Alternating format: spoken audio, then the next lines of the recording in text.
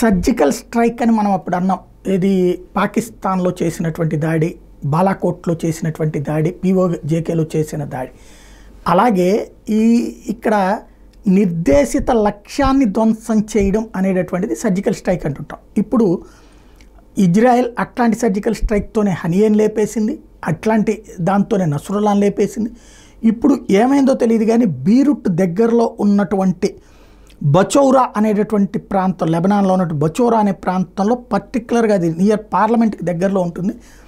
అక్కడ ఒకే ఒక్క భవనం చుట్టూ ఒకేసారి 100 మిస్సైల్ వేయడం వేరు, ఒకే ఒక్క బిల్డింగ్ని ప్రత్యేకించి టార్గెట్ చేయడం వేరు.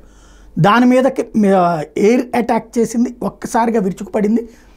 దాని మీదకి missile attack, air missile attack అంటే దగ్గరకు వచ్చి విమానంతో మిస్సైల్ అటాక్ చేసి ఆ భవనాన్ని కుప్పకూల్చింది. దీంతో అందులో ఎవరో హెజ్బుల్లా వాళ్ళు లేకపోతే కనుక ఐఆర్జీసీ అంటే ఇరాన్ రెవల్యూషనరీ గార్డ్ కార్ప్స్కి సంబంధించినటువంటి అధికారులు ఉన్నారు అన్నటువంటి అనుమానం ఉంది.